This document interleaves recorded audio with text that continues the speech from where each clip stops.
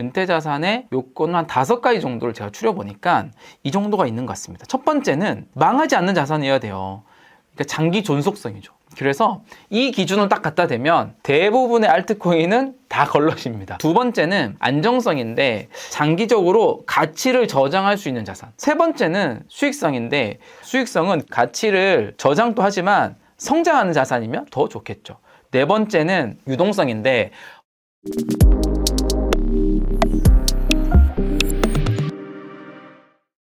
네, 안녕하세요. 이장우의 비트코인 머니플랜입니다. 이번 시간에는요, 이더리움에 대해서 조금 다뤄볼까 합니다. 사람들이 이제 궁금해하는 것들을 잘 알려드리는 게 되게 중요한데, 이더리움에 대한 궁금증도 많이 있으시고, 이더리움 또 은퇴 자산으로 같이 활용해도 되나요? 라고 하는 질문들, 그리고 충분히 고민해 볼 만하고요. 그런 면에서 이더리움은 과연 은퇴 자산으로 적합할까?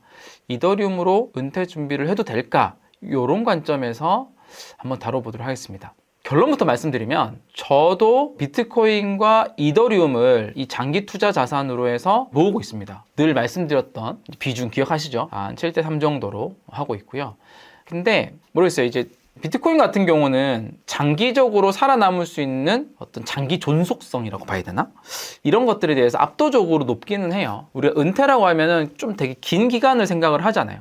그 기간까지도 반드시 살아남을 수 있는 자산, 이 기본적 첫 번째 조건이어야 되는데 그런 면에서는 비트코인이 이더리움을 되게 압도하기 때문에 이제 비트코인은 기본적으로는 이제 은퇴 준비 자산, 이더리움은 또 장기 투자 자산 정도로 해서 이제 나름의 좀 포트폴리오 이루어서 하고 있는데요. 오늘은 이더리움에 대해서 한번 이제 갭을 좀 뜯어볼게요. 뜯어보고 여러분들 자체적으로 한번 생각해 보시면 될 것 같아요. 이더리움의 비중을 좀 높이실 분, 그럼에도 불구하고 나는 비트코인 중심으로 하겠다. 또 이더리움의 장기적인 가치에 대해서도 한번 생각해 보는 시간을 갖도록 하겠습니다. 이 영상은 비트코인 매시들은 좋아하지 않을 수도 있지만 투자 자산에 대해서는 또 유연한 마인드도 필요하지 않겠습니까? 이더리움 다뤄볼 텐데요. 은퇴 자산의 요건이 뭘까를 먼저 좀 생각을 해봤거든요. 은퇴 자산의 요건은 한 5가지 정도를 제가 추려보니까 이 정도가 있는 것 같습니다. 첫 번째는 망하지 않는 자산이어야 돼요. 10년, 15년, 20년 뒤에도 살아있는 자산. 그러니까 장기 존속성이죠. 그래서 이 기준을 딱 갖다 대면 대부분의 알트코인은 다 걸러집니다. 네, 그게 핵심이고요. 물론 대부분의 개별 주식도 마찬가지긴 합니다. 장기적으로 살아남을 수 있는 기업을 우리가 잘 선별할 수 있을까요? 그래서 우리는 그 시장에 베팅을 하는 거잖아요. 그 지수, S&P 500, 상위 500개 기업에 대해서. 그게 어떤 기업이 될지는 계속 바뀌더라도 이 시장 자체는 성장할 거다. 그래서 이 장기 존속성이 너무 중요한 포인트고요. 가장 중요할 수도 있겠습니다. 두 번째는 안정성인데 여기서 안정성이라고 하는 거는 구매력을 잘 지켜주는 자산. 그러니까 장기적으로 가치를 저장할 수 있는 자산. 이런 자산이어야 돼요. 그러니까 장기적으로 살아는 있는데 99% 가격이 떨어진 상태로 살아있으면 어떻게 돼요? 의미가 없잖아요. 그러니까 장기적으로 가치를 저장할 수 있어야 돼요. 그러니까 달러가 우리가 장기적으로 살아있었어요. 근데 달러는 지난 50년 동안 가치가 99% 떨어졌어요. 금에 비해서. 금이 기준점으로 보면. 그러니까 가치를 저장할 수 있는 기능이라고 좀 보기 힘들죠. 그래서 법정 화폐만 은퇴 자산으로 모으는 것은 쥐약이다. 그렇게 볼 수 있습니다. 안정성. 세 번째는 수익성인데 첫 번째 가장 중요하고 그다음 두 번째 수익성은 기왕이면 가치를 저장도 하지만 성장하는 자산이면 더 좋겠죠. 네 번째는 유동성인데 언제든지 내가 나중에라도 현금화를 할 때 편해야 되는 자산이에요. 그런 면에서 골동품이나 미술품이나 토지나 이런 자산들이 장기 존속성, 안정성에는 좋을 수 있는데요. 이 유동성 관점에서는 되게 어렵거든요. 그러니까 내가 돈이 필요해서 팔려고 하는데 이 땅이 안 팔리는 거야. 미술품 살 사람이 없어. 이런 상황이 생길 수 있기 때문에. 그리고 다섯 번째는 기왕 이것도 있으면 좋다라는 거죠. 기왕이면은 그 자산으로 인해서 현금 흐름이 계속 만들어지는 인컴형 자산이라고 그러죠. 월세를 받는 것도 이런 자산이긴 하죠. 부동산에서 난 월세. 현금 흐름이 발생한 자산이면 더 좋다. 이렇게 좀 볼 수 있습니다. 5가지 요건. 요런 좀 은퇴 자산의 5가지 요건들을 좀 생각을 해보고 우리가 이더리움이라는 자산. 또 마지막엔 제가 비트코인과 이더리움 두 개를 아주 객관적으로 한번 비교를 해보겠습니다. 저는 비트코인을 굉장히 지지하는 사람이긴 하지만 어떤 사랑하는 마음을 한 발 떨어져서 객관적으로 비교도 한번 해보겠습니다. 이걸 설명하기 전에 고슴도치형이랑 여우형이라고 하는 투자 습관이 있어요. 이 형이 형 동생 할 때 형님을 말하는 건 아니고요. 투자 유형을 말하는 겁니다. 여우형은 어떤 형이냐면 굉장히 정보를 빠르게 받아들이고 그걸 가지고 시장의 트렌드를 파악하고 그리고 빠르게 샀다 팔았다 단기 매수 매도도 하고 그러니까 엄청나게 많은 정보를 지속적으로 받아들여서 이 트렌드에 맞게 대응하는 그런 투자 유형을 말합니다. 다양한 전략도 많죠. 적응이 빠르기도 해요. 그리고 세부적으로 엄청 분석을 또 많이 하는 스타일이긴 하죠. 고슴도치형은 좀 반대입니다. 그렇게 계속 어떤 정보를 막 받아들여가지고 분석하고 하는 게 아니라 빅 아이디어 몇 개를 딱 찾아가지고 그 빅 아이디어 중심으로 해서 장기 투자를 하는 형태이긴 합니다. 그래서 복잡한 세부보다는 핵심 원리를 찾아서 구조가 바뀌는 것에 집중하고요. 저는 약간 여우형보다는 고슴도치형의 성향에 가깝습니다. 제가 고슴도치형에 가깝다 보니 이 여우형과 고슴도치형을 설명을 할 때 고슴도치형을 좀 더 있어 보이게 설명 같기도 한데요. 그러다 보니 빅 아이디어가 중요한 거예요. 큰 변화의 흐름에서 바뀌는. 그래서 이 빅 아이디어가 맞는지 아닌지를 계속 검증해 나가는 이런 과정은 있지만 뭐 세부적인 트렌드를 계속 트래킹해서 파악해서 내 자산을 보유하는 전략, 뭐 사고 팔고에 계속 적응하는 것이 저도 그 성향이 아닐 뿐더러 그런 성향이 어떤 면에서는 수익을 벌기도 어려운 면이 있긴 하거든요. 큰 수익은 진짜 장기적으로 투자할 자산을 골라놓고 오랫동안 깔고 앉아 있는 게 되게 중요하거든요. 그래서 막상 투자 애널리스트들 엄청나게 분석을 많이 하잖아요. 그래서 이제 매수 매도가 잦은 그러니까 큰 이익을 못 보는 경우가 또 그런 경우도 있긴 합니다. 저는 이제 이 이더리움에 대해서 두 가지 빅 아이디어가 있는데요. 이더리움을 얘기하기 전에 이 크립토가 이 디지털 자산 영역이 주목해야 되는 영역이 두 가지 영역이에요. 아마 익숙한 키워드일 수도 있어요. 첫 번째는 달러 스테이블 코인이라고 하는 변화. 그러니까 새로운 국제 결제 질서가 만들어지는 하나의 변화라고 볼 수 있습니다. 이게 미국 주도로 지금 이루어지고 있죠. 그래서 이거는 각국의 통화 주권과 연결되고요. 근데 스테이블 코인 관련해서는 정말 수많은 컨텐츠들이 시장에도 많이 나와 있고 지금 너무 핫한 주제이기 때문에 제가 굳이 또 다시 처음부터 설명드리지 않아도 다 아실 것 같긴 합니다. 스테이블 코인이 있고요. 두 번째는 토크나라고 하는 영역이 있어요. 토크나. RWA라고 하는 거 좀 들어보셨죠? 리얼 월드 에셋. 그죠? 실물 자산을 토크나하는 건데 이 토크나라고 하는 거는 최근에 블랙락의 레리 핑크 이제 회장도 본인들이 갖고 있는 ETF 금융 자산들을 다 토크나 하겠다. 이런 선언과 발표도 하긴 했거든요. 그러니까 이 토크나라고 하는 주제가 굉장히 큰 변화의 축에 하나 있는 건 맞습니다. 먼저 달러 스테이블 코인이 있죠. 오늘 뭐 달러 스테이블 코인 자체를 많이 설명은 하지 않고 이 주제가 있고 이게 빠르게 성장하고 있고 올해 연초에 이 달러 스테이블 코인 시가총액이 한 2천억 달러 됐거든요.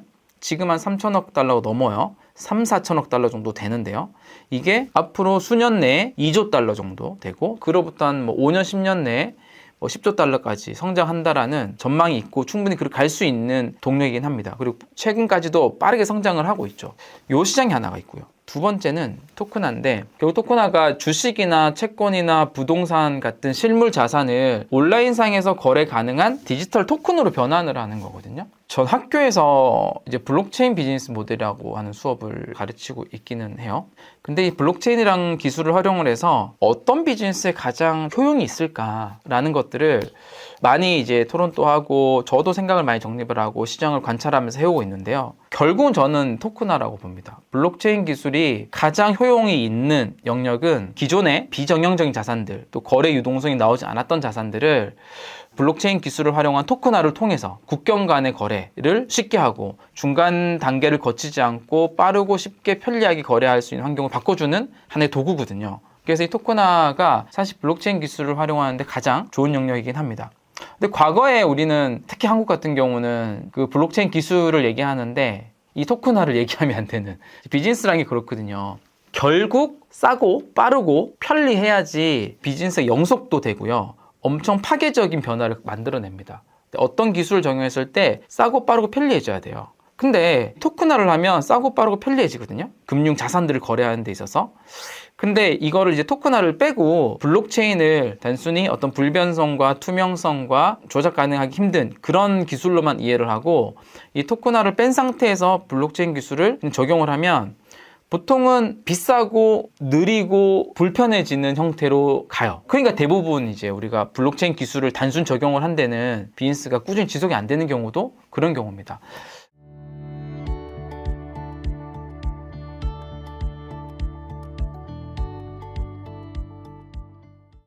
그런 흐름이 있었는데 이제는 글로벌적으로도 이 토크나에 대해서 중요성을 많이 인지를 하는 것 같습니다.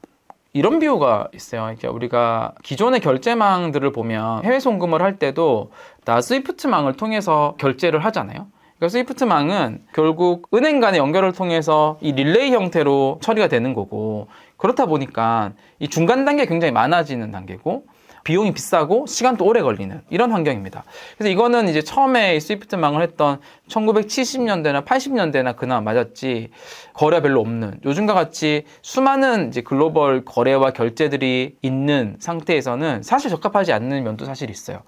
근데 토크나는 그런 중간 단계를 모두 없이도 이 자산과 자산이 국경을 넘어서 쉽게 이동시킬 수 있는 하나의 기술이기 때문에요. 저희는 이 토크나가 굉장히 빠르게 더 커질 거라고 생각을 하고, 메인스트림에서는 이미 이 방향을 좀 정해놓은 상태이긴 하죠. 그래서 뭐 여기 비유도 있는데, 이 스위프트가 예전에 우편 서비스 같은 거면 이 토크나는 이메일 자체 두 개를 비교하면 어마어마한 어떤 변화인 거잖아요. 싸고 빠르고 편하고. 그런 면에서 토크나는 많이 또 주목을 받을 텐데, 아까 얘기하셨던 스테이블 코인과 이 토크나가 큰 변화의 흐름이 하나 있고요. 그래서 이 두 가지에 대해서 만약에 여러분들이 받아들여지고 여기 베팅을 한다면, 아, 이렇게 흐름이 가겠네 라고 한다면 그 두 가지의 수혜자는 누가 될 것인가를 또 생각해 볼 수 있겠죠. 그게 이제 여기 내가 적은 것처럼 이 스테이블 코인과 토크나의 수혜자로 왜 이더리움인가에 대해서 세 가지 정도 이유를 좀 드러났습니다. 이러다 보니까 지금 전체 스테이블 코인의 발행량 중에서 50%가 넘는 규모가 다 이더리움이라고 하는 플랫폼 위에서 발행이 되는 거고요. 또 지금도 이미 여러 자산들을 토큰화한 프로젝트들이 있어요. 그래서 실물 자산 토큰화를 한 그런 케이스 중에서 또 50%가 넘는 규모는 다 이더리움이라는 플랫폼을 가지고 나오고 있습니다. 특하지 한 세 가지 정도 이유가 있어요. 첫 번째는 이 네트워크 효과가 있습니다. 네트워크 효과가 되게 중요해요.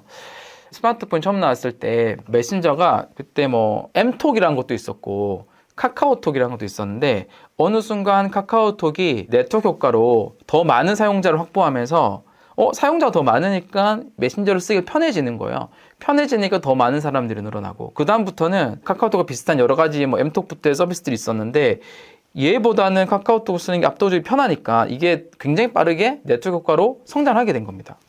이 네트워크 효과라는 거는 결국은 이미 그 생태계가 압도적으로 잘 되어 있고 하기 때문에 신규 프로젝트가 나오더라도 새로운 메인넷 쓰는 것보다 이더리움을 쓰는 게 이미 개발자 생태계가 잘 되어 있고 여러 가지 이제 환경들이 잘 되어 있기 때문에 이쪽으로 쓰게 된다는 겁니다. 그래서 이더리움이 이미 뭐 개발자나 DAB나 사용자나 뭐 L2들이 플랫폼 중에서 가장 많기 때문에 이런 부분에서 네트워크 효과 때문이라도 더 이더리움 몰리는 경향이 있다. 신규 어떤 블록체인 메인넷이 나오더라도 이 진입 장벽이 분명히 존재를 한다 믿고요.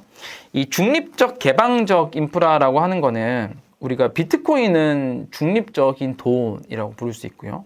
이더리움은 이제 중립적인 인프라라고 부를 수 있는데, 최근에도 이제 구글이 블록체인을 한다고 발표를 했죠. 그리고 메타도 블록체인 네트워크를 준비를 앞으로 하겠죠. 그리고 뭐 중국, 뭐 화웨이도 하겠죠. 뭐 삼성은 또 핸드폰 중심으로 블록체인 생태계를 구성할 수 있죠. 그러면은 구글도 플랫폼 만들고 화웨이도 만들고 메타도 만들고 다른 빅테크도 만들고 삼성이 만드는데 서로 경쟁사의 플랫폼을 자유롭게 막 이용하기가 쉬울까요? 전 쉽지 않을 거라고 생각하거든요. 경쟁사의 관계이기 때문에. 그러면 뭔가 자기네 어떤 프라이빗한 플랫폼과 호환이 될 수 있는 어떤 중립적 플랫폼을 많이 같이 활용을 하게 될 텐데요. 그게 아마 이더리움이 될 가능성이 되게 높다.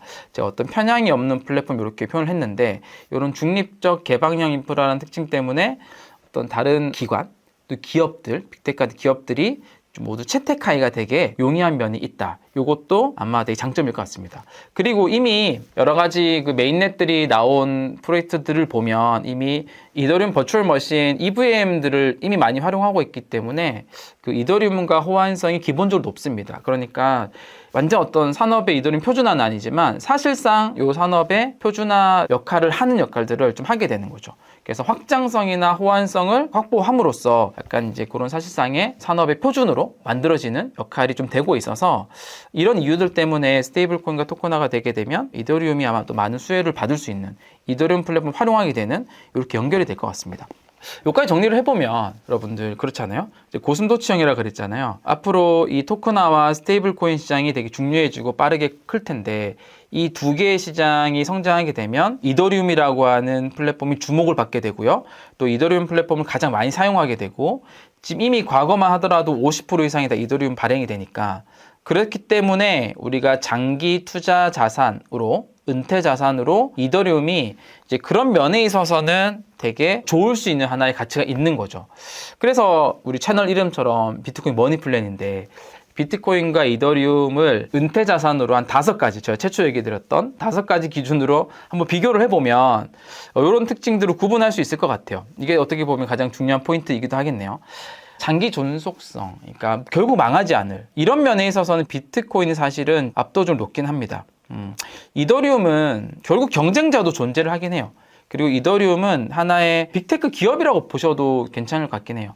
늘 경쟁자가 있고 기술을 추월하려고 하는 경쟁자들이 있기 때문에 이더리움은 이런 부분들을 계속 압도적으로 가야 되는 건 있기는 하죠.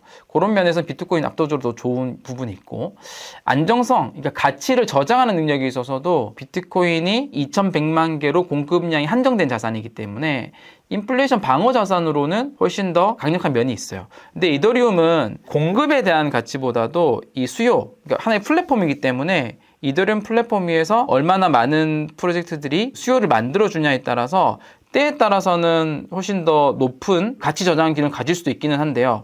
이거 시계를 넓히고 보면 공급에 대해서 확실히 안정적인 그런 부분 강한 면이 있을 수 있다. 이더리움의 메커니즘은 이더리움 위에 여러 가지 트랜잭션의 거래가 많으면 이더리움이 사용되잖아요. 이 사용된 수수료가 소각되는 메커니즘을 가지고 있거든요. 그렇기 때문에 메커니즘에 있어서는 좀 차이가 있는데 이 가치 저장 기능으로는 비트코인이 좀 더 좋은 기능이 있습니다. 성장성은 아무래도 비트코인은 좀 느리지만 지속적인 구조를 좀 가졌고 이더리움 같은 경우는 시장의 트렌드죠. 산업의 발전, 그러니까 RWA나 스테이블 코인이나 디파인 탈중앙화 금융이나 뭐 레이어 2 생태 같은 실제 사용하는 이 성장들과 수익 성장성이 좀 연결돼 있기는 하니까 때에 따라서 훨씬 더 가파른 성장을 보일 수 있는 특징은 있을 것 같습니다. 유동성은 현금화 용이성이니까 언제든지 이제 찾아 쓰는 거니까 둘 다 좋긴 합니다. 둘 다 좋은데 아무래도 비트코인이 훨씬 더 좋다. 현금 흐름 발생에 있어서 좀 차이가 있는데 이더리움 같은 경우는 이제 스테이킹 기능이 있으니까 인컴형 자산이기도 하거든요. 보유하고 있는 이더리움을 스테이킹해서 연 3에서 5% 정도의 이자를 창출할 수 있는 거고 비트코인은 이제 디지털 금 같은 역할이다 보니까 이 자체가 수익을 계속 내주는 구조는 현재는 아니긴 합니다. 그래서 그런 면에 있어서는 이더리움이 좀 더 장점을 가지고 있다. 그래서 기본적으로는 비트코인 중심의 은퇴 설계 자산에 이더리움을 일정 비중을 같이 활용을 한다면 훨씬 효과적인 장기적인 수익률이나 이런 거 나올 수 있을 거라고 생각하고요. 안정성 가지면서 그런 또 수익률 비교들은 나중에 또 기회가 되면 제가 한번 시뮬레이션을 해서 몇 대 몇 정도의 비율이 좋은지 이런 것도 한번 해보도록 하겠습니다. 정리를 해보면 비트코인은 저는 중립적인 돈의 역할을 앞으로 하고 디지털 세상에서의 아주 좋은 담보자산의 역할을 또 해나갈 걸로 보여지고 이더리움은 중립적인 테크 플랫폼으로서 그 위에 다양한 토큰화된 자산과 특히 스테이블 코인이 그 위에서 발행되는 이런 형태의 역할을 해나가면서 양쪽이 중립적 돈과 중립적 인프라의 역할로 성장해 나갈 거라고 좀 생각이 듭니다. 그런 이제 자산들을 장기 투자 자산으로 해서 모아가는 게 되게 중요하다고 생각이 드는 거죠. 근데 오늘은 이더리움에 대한 또 이더리움이 은퇴 자산으로 좋은지에 대한 질문들이 있었기 때문에 이더리움의 특징을 다시 한번 다뤄보고 각각의 특징도 비교를 해보는 시간을 가져보았습니다. 다소 좀 딱딱했을 수도 있긴 한데요. 쓱 한번 이렇게 리마인드 해보시면 도움이 되실 거라고 보고 또 오늘 내용도 도움이 되셨으면 여러분 댓글, 좋아요, 구독 많이 해주시면 감사하겠습니다. 감사합니다.